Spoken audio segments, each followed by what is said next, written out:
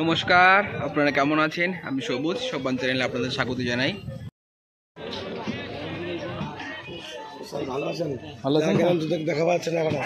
আজ আমি আপনাদের সমুদ্রের মাছের জগতে নিয়ে যাব। দেখুন এখানে কত পরিমাণে মাছ এসছে। ইলিশের বাচ্চা দেখা দিয়ে ইলিশ দেখা দিয়েছে। মাথা খারাপ। কটা চলছে? চলছে, খুব একটা বেশি চলছে না। প্রচুর পরিমাণে মাছ নিয়ে এসছে। দেখুন বিভিন্ন রকম মাছ এরা নৌকা থেকে নামাচ্ছে এবং এখানে ক্যারেটে রাখছে। দেখুন এখানে প্রথমগুলো মাছগুলোকে জল দিয়ে এরা ধুয়ে নিচ্ছে, কারণ মাছের উপরে যে লালাটা থাকে সেই লালাটা বেরিয়ে দেওয়ার জন্য। দেখুন কত সুন্দর করে জল দিয়ে ধুচ্ছে, সমুদ্র থেকে জল তুলছে এবং জল দিয়ে ধুয়ে তারপরে ক্যারেটের মধ্যে রেখে সুন্দর করে বরফ দেওয়া হচ্ছে। কারণ এই মাছটা দেখুন কত সুন্দর করে বরফ দেখেছেন, ভেঙে রেখেছে। কারণ এই মাছটা আমাদের এখানে ডায়মন্ড হারবারে বিক্রি হবে, নগেন্দ্র বাজারের আড়তে। মাছটা যদি ভালোভাবে প্যাকিং না করা হয় বা বরফ না দেওয়া হয়, সেই রাত্রেবেলা মাছ বিক্রি হবে, ততক্ষণ মাছের কোয়ালিটি খারাপ হয়ে যেতে পারে এবং মাছের দাম কমে যেতে পারে। তার জন্য সুন্দর করে পাঠানোটা খুব দরকার এবং জরুরি। দেখুন কত রকম মাছ আসছে, আপনাদের দেখাবো।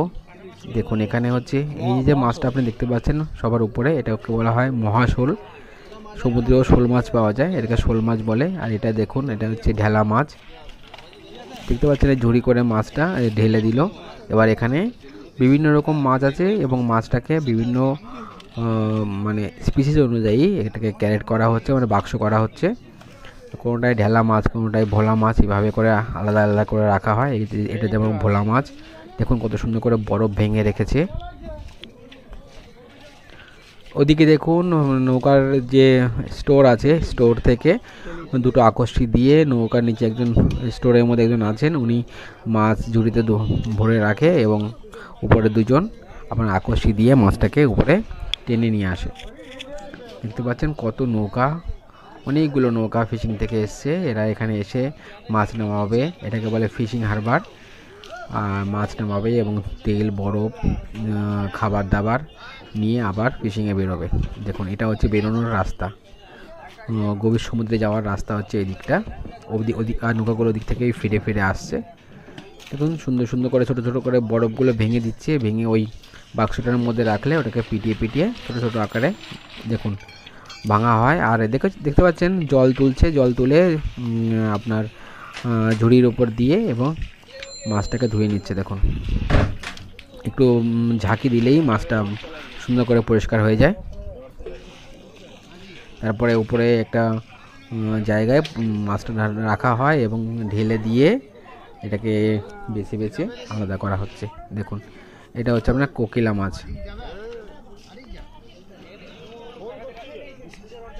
দেখছেন কত সুন্দর করে কাজটা করছে। মাছের জন্য কোনো পুরো হাইজেনিকভাবে মেনটেন করতে হয়, কারণ এটা আমাদের পচনশীল দ্রব্য এবং এটা খাওয়ার জন্যই আমরা বিশেষ করে মাছটা ধরে থাকি। এবং যদি কোনো রোগ জীবাণু চলে আসে তাহলে মাছটা খুব তাড়াতাড়ি খারাপ হয়ে যাবে এবং মাছটা খাওয়ার পরে যিনি খাবেন তিনি অসুস্থ হয়ে যেতে পারেন। দেখুন আবার এক ঝুড়ি মাছ তুলবে, এই দেখুন। আর আপনারা নৌকার উপর যে জালটা দেখতে পাচ্ছেন, এটাই হচ্ছে সেই জাল যেটা দিয়ে মাছগুলো ধরা হয়েছে সমুদ্র থেকে।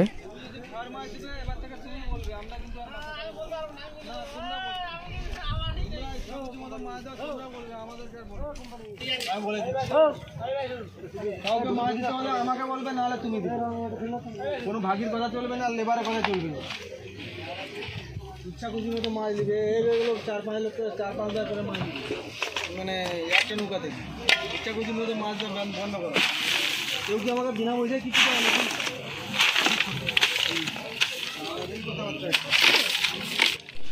এইভাবে কন্টিনিউ এখানে মাছ নামানো হয় এবং মাছগুলোকে মার্কেটে পাঠানো হয় বিক্রির জন্য।